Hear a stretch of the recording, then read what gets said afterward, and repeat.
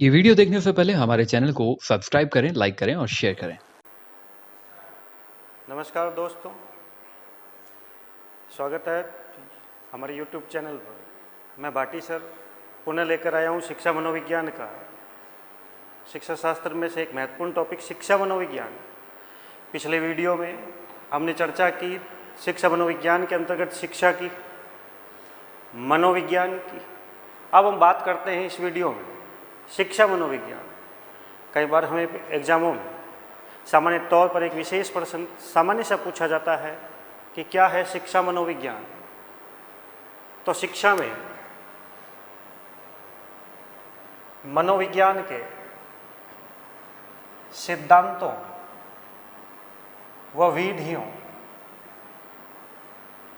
का प्रयोग होना ही शिक्षा मनोविज्ञान है। तो शिक्षा मनोविज्ञान क्या है कि शिक्षा में मनोविज्ञान के विधियों और सिद्धांतों का प्रयोग होना ही शिक्षा मनोविज्ञान है।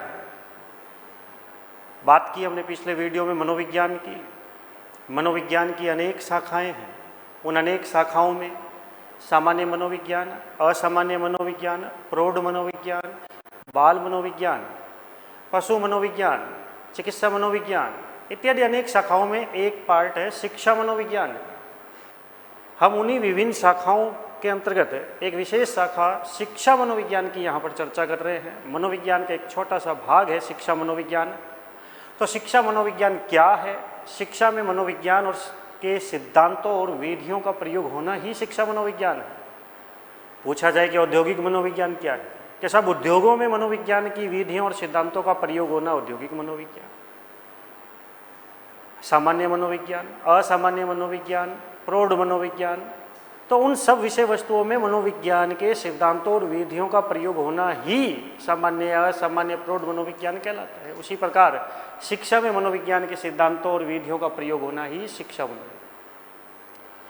बात करें इसी टॉपिक में एक महत्वपूर्ण प्रश्न जो अनेकों बार एग्जाम में पूछा जाता है और लगभग 90% से ज़्यादा लोग जो कंपटीशन वाले हैं बच्चे गलत कर देते हैं। पूछा यह जाता है कि शिक्षा मनोविज्ञान किसके लिए आवश्यक है, शिक्षा मनोविज्ञान की आवश्यकता किसे है। तो शिक्षा मनोविज्ञान की आवश्यकता और उपयोगिता को लेकर के कई बार जो प्रश्न बनता है वो हमसे यही बनता है कि शिक्षा मनोविज्ञान की आवश्यकता किसे है, शिक्षा मनोविज्ञान किसे ज्ञान प्रदान करता है।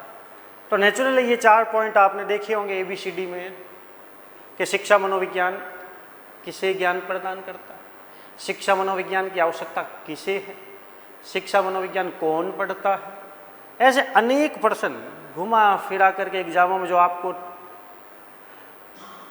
परेशान करते हैं, उसी परेशानी को दूर करने के लिए ये छोटा सा प्रश्न कि साहब शिक्षा मनोविज्ञान की आवश्यकता किसे है, शिक्षा मनोविज्ञान किसे ज्ञान प्रदान करता है, शिक्षा मनोविज्ञान कौन पढ़ता है। तो लगभग बच्चे दोनों पर जोर देते हैं कि साहब शिक्षा मनोविज्ञान है, ये शिक्षक पढ़ता है और छात्र पढ़ता है, दोनों ही पढ़ते हैं, जो कि गलत है। शिक्षा मनोविज्ञान और मनोविज्ञान इन दोनों में रात दिन का अंतर है। मनोविज्ञान एक अथाह सागर है, उस अथाह सागर में से एक छोटा सा पार्ट है उसका शिक्षा मनोविज्ञान। मनोविज्ञान सामान्य व्यक्ति भी पढ़ता है, मनोविज्ञान प्रत्येक व्यक्ति पढ़ता है, प्रत्येक छात्र पढ़ता है। लेकिन शिक्षा मनोविज्ञान वही पढ़ता है जो इस क्षेत्र से जुड़ा हुआ है, और इस क्षेत्र से जुड़ा हुआ है शिक्षा के शिक्षक। तो शिक्षा मनोविज्ञान किसे ज्ञान प्रदान करता है? शिक्षक को। शिक्षा मनोविज्ञान की आवश्यकता किसे है? शिक्षक को। अब प्रश्न की प्रकृति जब बदलती है, जहाँ पर ये गलती इसलिए होती है कि प्रश्न की प्रकृति चेंज होती है, ये प्रश्न अपने आप में एक अलग परिवर्तन ले लेता है। क्या शिक्षा मनोविज्ञान शिक्षक को किसके संबंध में ज्ञान प्रदान करता है? शिक्षा मनोविज्ञान शिक्षक को किसके संबंध में ज्ञान प्रदान करता है? अब आप सोचोगे कि शिक्षक को किसके संबंध में? छात्र के संबंध में। यह भी गलती कई बार हो चुकी है, जो गलत। शिक्षा मनोविज्ञान शिक्षक को उसके खुद के संबंध में और उन छात्रों के संबंध में जिनको वो पढ़ा रहा है, उनके संबंध में ज्ञान प्रदान करता है। तो शिक्षा मनोविज्ञान की आवश्यकता किसको है? शिक्षक को। शिक्षा मनोविज्ञान किसे ज्ञान प्रदान करता है? शिक्षक को। शिक्षा मनोविज्ञान कौन पढ़ता है? शिक्षक। लेकिन ये शिक्षा मनोविज्ञान जो शिक्षक को ज्ञान दे रहा है वो किसके संबंध में दे रहा है? तो वो देता है शिक्षक के भी संबंध में, वो देता है छात्र के भी संबंध। तो शिक्षा मनोविज्ञान की आवश्यकता एक अध्यापक को है, एक शिक्षक को। शिक्षा मनोविज्ञान अध्यापकों की तैयारी की आधारशिला है। शिक्षा में मनोविज्ञान के सिद्धांतों विधियों का प्रयोग करके शिक्षा को सरल रूप में प्रस्तुत करना, यही शिक्षा मनोविज्ञान का मूल उद्देश्य है। शिक्षा मनोविज्ञान न केवल ज्ञान प्रदान करने से संबंध रखता है, अपितु शिक्षा मनोविज्ञान का संबंध बालकों को ज्ञान होने के साथ साथ उनके व्यवहार में परिवर्तन करना भी है। क्योंकि शिक्षा मनोविज्ञान शिक्षा मनोविज्ञान का एक व्यवहारिक रूप है, और यह मनोविज्ञान का जो व्यवहारिक रूप है, यह व्यवहारिक तौर पर ही शिक्षक को ज्ञान प्रदान करता है। तो शिक्षा मनोविज्ञान का व्यवहारिक रूप है। शिक्षा मनोविज्ञान का उद्देश्य क्या है? क्यों जरूरी है ये शिक्षा मनोविज्ञान? इसका मूल उद्देश्य क्या है? शिक्षा मनोविज्ञान का मूल उद्देश्य बालकों को मजबूत बनाना, बालकों को समृद्ध बनाना और अध्यापकों के शिक्षण में सुधार लाना है। तो शिक्षा मनोविज्ञान का मूल उद्देश्य अगर पूछा जाए तो ये बालकों को समृद्ध करता ही है, बालकों को मजबूत भी बनाने से संबंध रखता है, साथ ही साथ अध्यापकों के शिक्षण में सुधार लाता है। कि शिक्षक किस प्रकार से अध्यापन का कार्य कराए, शिक्षक किस प्रकार से शिक्षण विधियों को काम में लेते हुए अपने विषय को सरल बना करके बालकों के सामने प्रस्तुत करे, जिससे बालक उस ज्ञान को ग्रहण करके अपने व्यवहार में परिवर्तन ला दे।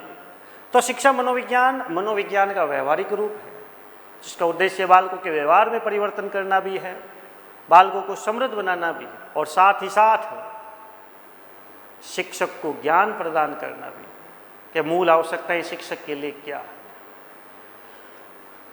शिक्षा मनोविज्ञान को लेकर के कई बार इसकी आवश्यकता और उपयोगिता के बारे में हमें पूछा जाता है कि शिक्षा मनोविज्ञान की आवश्यकता क्यों है, क्यों पड़ी साहब, क्यों जरूरी है शिक्षा मनोविज्ञान। हमारी जो प्राचीन काल की शिक्षा चल रही थी वो सही थी? क्यों आवश्यकता पड़ी शिक्षा मनोविज्ञान की, हमें क्यों जरूरत पड़ी शिक्षा मनोविज्ञान की? तो दोस्तों, प्राचीन काल की शिक्षा पद्धति में अनेक दोष थे, प्राचीन काल की शिक्षा पद्धति में अनेक कमियां थी। उन कमियों को जब देखा गया, कैसा प्राचीन काल की शिक्षा ज़्यादातर दंड और भय पर आधारित थी। प्राचीन काल की शिक्षा पद्धति शिक्षक केंद्रित थी। प्राचीन काल की शिक्षा पद्धति में शिक्षक सर्वोपरि था। जो शिक्षक जितना ज़्यादा बच्चों को प्रताड़ित करता, मारता, पीड़ता, वो शिक्षक उतना ही ज़्यादा उच्च स्थान को समाज में प्राप्त करता। और बच्चे केवल पढ़ने के डर से नहीं, केवल उस शिक्षक के पढ़ाने के तरीके से डर करके विद्यालय ना आते, विद्यालय से भाग जाते, घर छोड़ के भाग जाते। एक तरह का ऐसा रूप जो आपने भी देखा होगा, चाणक्य। ये नाम आज मोहताज नहीं है किसी का, पूरा भारतवर्ष इस चाणक्य। उस समय की शिक्षा पद्धति जब आप सोचते हैं उसके बारे में तो शायद रूह कांप जाती कि इतना कठोर भी शिक्षक होता है। उस कठोरता जो शिक्षा पद्धति में थी, उसी कठोरता को जब देखा गया समाज में कि साहब शिक्षा का स्तर दिनों दिन गिरता जा रहा है, क्या ऐसी कमियां आ रही हैं जिस कारण से लोग, बच्चे पढ़ने में रुचि नहीं ले रहे? क्या ऐसा कारण है? बच्चों के सपनों में डराने के लिए वो विषय नहीं आता है, ज़्यादातर आता है तो वो शिक्षक जो उस विषय को पढ़ा रहा है, उस भयानक रूप से को हटाने के लिए शिक्षा मनोविज्ञान की आवश्यकता। यह शिक्षा मनोविज्ञान आज वर्तमान में बाल केंद्रित शिक्षा पद्धति पर जोर देता है। इसका मूल उद्देश्य यहाँ पर रखा जाता है कि साहब शिक्षक का कार्य शिक्षा प्रदान करने से, न कि मारने और पीटने से। शिक्षा मनोविज्ञान शिक्षक को अनेक तरीके बताता है, अनेक रूप बताता है। आप किस प्रकार से बालक को शिक्षा प्रदान करेंगे। प्राचीन काल की शिक्षा पद्धति में क्लास में जितने भी बच्चे होते थे, सभी बच्चों को एक समान समझ करके शिक्षा प्रदान कराने का कार्य किया जाता था। लेकिन वर्तमान में इस चीज़ पर ये जोर दिया जाता है, प्रत्येक बालक जो जन्म लेता है इस संसार में, प्रत्येक बालक की उसकी योग्यता, उसकी क्षमता, उसकी रुचियाँ अलग अलग होती है। उन्हीं रुचियों, उन्हीं क्षमताओं, उन्हीं योग्यताओं जो जन्मजात उसे मिली है, उसी के आधार पर वो ज्ञान का अर्जन करता है। लेकिन एक शिक्षक ये सोचे कि मेरे संपूर्ण बच्चे, सभी बच्चे समान योग्यता को लिए हुए, तो साहब ये शिक्षक की एक मूर्खता हो सकती है। क्योंकि एक शिक्षक का पद जो समाज में है, न केवल एक शिक्षक के रूप में बच्चा छात्र शिक्षक को जानता है, अपितु वह उसके माता पिता भी। एक बालक के बारे में संपूर्ण जानकारी का ज्ञान होना चाहिए, यह शिक्षा मनोविज्ञान एक शिक्षक को निर्देश देता है। शिक्षा मनोविज्ञान की आवश्यकता क्यों पड़ी, क्यों ये उपयोगी है शिक्षक के लिए, इसके बारे में हम चर्चा करते हैं। शिक्षा मनोविज्ञान की आवश्यकता और उपयोगिता को लेकर के क्यों आवश्यक है, ये क्यों उपयोगी है शिक्षक के लिए। तो शिक्षा मनोविज्ञान की आवश्यकता और उपयोगिता के बारे में जो चर्चा की जाती है कि शिक्षा मनोविज्ञान किसे ज्ञान प्रदान करता है। शिक्षा मनोविज्ञान अध्यापक को ज्ञान प्रदान करता है। शिक्षा मनोविज्ञान अध्यापक को ज्ञान प्रदान करता है। शिक्षा मनोविज्ञान की आवश्यकता किसे? शिक्षा मनोविज्ञान की आवश्यकता अध्यापक को है। शिक्षा मनोविज्ञान कौन पढ़ता है? शिक्षा मनोविज्ञान अध्यापक पढ़ता है। शिक्षा मनोविज्ञान का उद्देश्य क्या केवल सिखाना है बच्चों को, या सीखने से भी? सब शिक्षा मनोविज्ञान जहाँ पर अध्यापक को ज्ञान प्रदान कर रहा है, तो इसका मतलब वो अध्यापक को भी सिखा रहा है। तो शिक्षा मनोविज्ञान का संबंध सीखने व सिखाने से भी। ये कथन कई बार एग्जामों में पूछे जाते हैं। शिक्षा मनोविज्ञान अध्यापकों की तैयारी की आधारशिला है। शिक्षा मनोविज्ञान शिक्षक को ज्ञान प्रदान करता है। शिक्षा मनोविज्ञान अध्यापक के लिए आवश्यक है। शिक्षा मनोविज्ञान का संबंध सीखने और सिखाने से है। ये कथन किसका है? तो इस कथन के बारे में कई बार प्रश्न जो पीछे भी पूछे गए हमें एग्जामों में, ये कथन है अमेरिका के प्रसिद्ध मनोवैज्ञानिक जिन्होंने अधिगम के क्षेत्र में जो सिद्धांत दिए, स्किनर। तो स्किनर जो महान मनोवैज्ञानिक है, इनका ये मानना कि शिक्षा मनोविज्ञान अध्यापक को ज्ञान प्रदान करता है, अध्यापकों के लिए आवश्यक है, अध्यापक ही इसे पढ़ता है और सीखने और सिखाने से इसका संबंध रखा जाता है। आगे मैं बात करूंगा शिक्षा मनोविज्ञान की आवश्यकता को लेकर के। क्या शिक्षा मनोविज्ञान की आवश्यकता जो शिक्षक को है, तो शिक्षा मनोविज्ञान शिक्षक को निम्नलिखित निर्देश देता है। शिक्षक को ये निर्देश देता है कि हे मास्टर, हे शिक्षक, तू जो क्लास में पढ़ाने के लिए जा रहा है, तुझे स्वयं का ज्ञान है या नहीं है, और तू पढ़ाने के लिए तैयार है या नहीं है। तो शिक्षा मनोविज्ञान शिक्षक को जो पहला ही निर्देश देता है कि हे शिक्षक, तो क्लास में जो पढ़ाने के लिए जा रहा है, क्या तू पढ़ाने के लिए तैयार है? तुझे स्वयं का ज्ञान है? क्या है ये स्वयं का ज्ञान? क्या है ये तैयारी के बारे में अगर बात की जाए, तो स्वयं के ज्ञान का संबंध है एक विषय का ज्ञान। कि हे शिक्षक, तू जो क्लास में पढ़ाने के लिए जा रहा है, तुझे उस विषय का ज्ञान है या नहीं है? तुझे स्वयं का ज्ञान है या नहीं है? कि तू जिस विषय को पढ़ाने के लिए जा रहा है उस विषय की तुझे जानकारी है या नहीं है? स्वयं का ज्ञान और तैयारी का संबंध क्या रखा जाता है कि हे मास्टर, तू जो पढ़ाने के लिए क्लास में जा रहा है, तो शारीरिक और मानसिक तौर पर तैयार है या नहीं? शारीरिक व मानसिक तौर पर तैयार होना, यहाँ पर यह तैयारी का संबंध रखा जाता है। तो शिक्षा मनोविज्ञान शिक्षक को उसके स्वयं के संबंध में यह निर्देश देता है कि हे शिक्षक, तुझे विषय का ज्ञान है या नहीं है, और तू पढ़ाने के लिए तैयार है या नहीं है। तो शिक्षा मनोविज्ञान शिक्षक को स्वयं के ज्ञान और तैयारी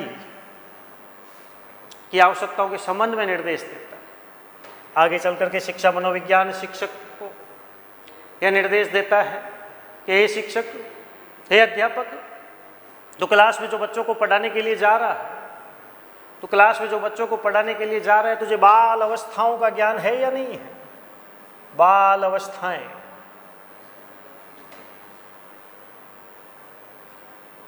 बाल अवस्थाओं का ज्ञान है। क्योंकि एक कक्षा में जो बच्चे बैठे होते हैं वो समान अवस्था के भी नहीं हो सकते। पूरे विद्यालय में छोटे से लेकर के जो सारे बच्चे, बड़े बच्चे अलग अलग आयु के होते, अलग अलग अवस्थाओं के होते हैं। प्रत्येक अवस्थाओं का ज्ञान एक शिक्षक के लिए आवश्यक है। बाल अवस्थाओं का ज्ञान का संबंध यहाँ पर शैशवावस्था, बाल्यावस्था, किशोरावस्था से लिया जाता है। प्रत्येक अवस्था में बालक का व्यवहार, बालक की योग्यता, बालक की क्षमता, बालक की रुचियाँ, ये सब अलग अलग होती हैं। बात करें शैशवावस्था की, ये एक ऐसी आयु जहाँ पर बच्चे का मस्तिष्क कोरा कागज है और ये प्रत्येक विषय वस्तु को ग्रहण करने का प्रयास करता है और उसी प्रयास में उन विषय वस्तुओं को जो भी वो देखता है उसके मन में प्रश्न उठता है। जब ये बोलना सीखता है बालक, प्रश्न पूछता है अपनी माँ से कि माँ ये क्या है, माँ ये क्या है। माँ बताती है कि बेटा ये है ये।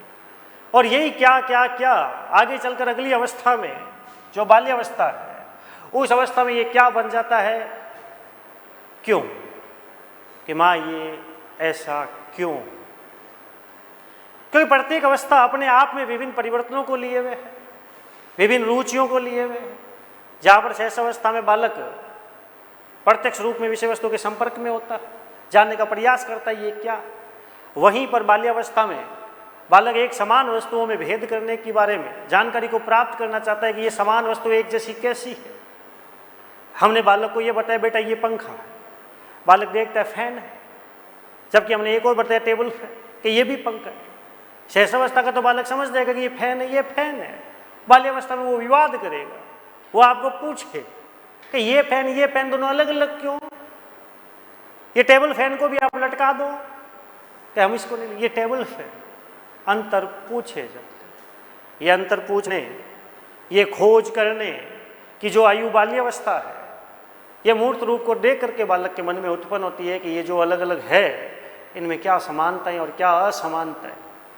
तो इसी काल में असमानताएं समानताएं में भेद करना, दो विषय वस्तुओं में समान वस्तुओं में भेद करना इत्यादि में रुचियां उत्पन्न होने लगती है।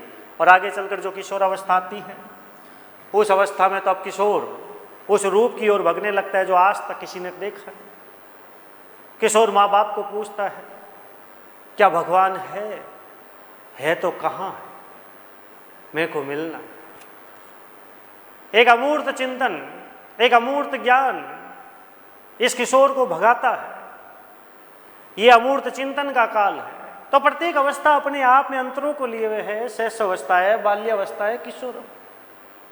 शिक्षक को इस चीज की जानकारी होनी चाहिए कि वो जिन बच्चों को पढ़ाने के लिए जा रहा है वो बालक किस आयु का है, शिशु है, बालक है, किशोर है। प्रत्येक अवस्था की विशेषताओं को जान करके प्रत्येक अवस्था में जो बालक की विभिन्न रुचियां, क्षमताएं, योग्यताएं जो होती है उनको जान करके फिर शिक्षा प्रदान करने का कार्य करना चाहिए। शिक्षा मनोविज्ञान शिक्षक को यही निर्देश देता है कि हे शिक्षक, तुझे बाल अवस्थाओं का ज्ञान होना चाहिए। प्रत्येक बालक कक्षा में अलग अलग विशेष क्षमता, विशेष योग्यता, विशेष आयु को लेकर के तेरे सामने बैठा। सभी बच्चों को एक समान योग्यता क्षमता का न मान करके एक समान हम व्यवहार नहीं कर सकते। शिक्षा मनोविज्ञान शिक्षक को व्यक्तिगत भिन्नताओं का ज्ञान करवाता है। प्रत्येक बालक जो क्लास में बैठा है वो अनेक प्रकार की भिन्नताओं को लेकर के क्लास में बैठा होता है।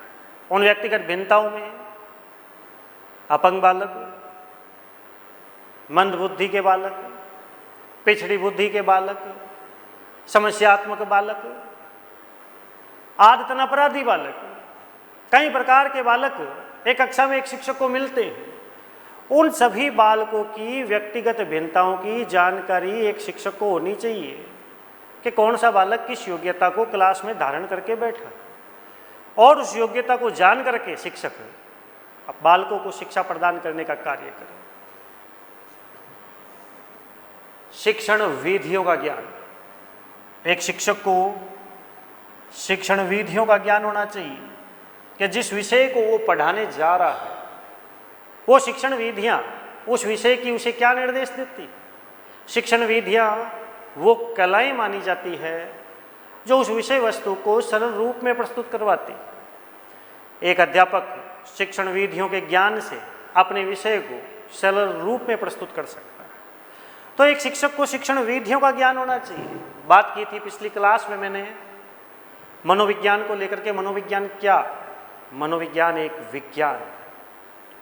वही प्रश्न अगर यहाँ पर पूछा जाए कि शिक्षा मनोविज्ञान क्या है? शिक्षा मनोविज्ञान विज्ञान भी है और कला भी है। तो शिक्षा मनोविज्ञान शिक्षक को वैज्ञानिक तरीके से शिक्षा की प्रक्रिया के अंतर्गत शिक्षण का कार्य करने का निर्देश देती है। एक कलात्मक ढंग से विषय वस्तु को प्रस्तुत करने का ज्ञान प्रदान करती है शिक्षक को। तो शिक्षा मनोविज्ञान शिक्षक के लिए आवश्यक है। शिक्षा मनोविज्ञान शिक्षक को विभिन्न क्षेत्रों में जो निर्देश देते हैं उसमें स्वयं का ज्ञान, बाल अवस्थाओं का ज्ञान, व्यक्तिगत भिन्नताओं का ज्ञान, शिक्षण विधियों का ज्ञान, बालकों की योग्यता के अनुसार उनको शिक्षा प्रदान करने का ज्ञान, बालकों की रुचियों का ज्ञान, बालकों की क्षमताओं का ज्ञान, कक्षा व विद्यालय की आवश्यकताओं का ज्ञान शिक्षा मनोविज्ञान शिक्षक को करवाता है। कक्षा में अनुशासन कैसे स्थापित करें, बालकों की भिन्नताओं को जान करके उनकी मूल प्रवृत्तियों, उनके संवेगों, उनके स्थायी भावों को जान करके हमें जो बालकों को शिक्षा प्रदान करनी होती है उसका निर्देश ये शिक्षा मनोविज्ञान एक शिक्षक को देता है। शिक्षा मनोविज्ञान एक बालक के लिए अत्यंत आवश्यक, एक शिक्षक के लिए भी अत्यंत आवश्यक है। वर्तमान की शिक्षा पद्धति जो बाल केंद्र शिक्षा पद्धति, इसके अंतर्गत पेस्टोलॉजी का एक कथन बड़ा ही महत्वपूर्ण कि बालक की मनोस्थिति को जान करके एक शिक्षक को व्यवहार करना चाहिए। कि बालक क्लास में बैठा है, कहीं उसके दिमाग में कोई भय या कोई मन शरीर में कोई पीड़ा या मस्तिष्क में कोई तनाव तो नहीं है। अगर बालक इन सब चीज़ों को लेकर क्लास में बैठे वो ज्ञान ग्रहण नहीं कर पाएगा। तो बालक की मन स्थिति को जान करके शिक्षा प्रदान करना एक शिक्षक का कर्तव्य है। ये पेस्टोलॉजी ने। तो बात की हमने यहाँ पे साधारण बिंदुओं की, सामान्य बिंदुओं की कि शिक्षा मनोविज्ञान किसके लिए आवश्यक है, शिक्षा मनोविज्ञान शिक्षक के लिए क्यों आवश्यक है इत्यादि। दोस्तों, अगर ये वीडियो आपको अच्छा लगे तो लाइक और शेयर ज़रूर कीजिए, और आपको कोई कमी भी लगे तो आप कमेंट बॉक्स में कमेंट कर सकते हैं कि मुझे क्या सुधार की आवश्यकता है। तो मुझे उम्मीद है कि वीडियो आपके लिए अत्यंत लाभप्रद सिद्ध होगा। धन्यवाद।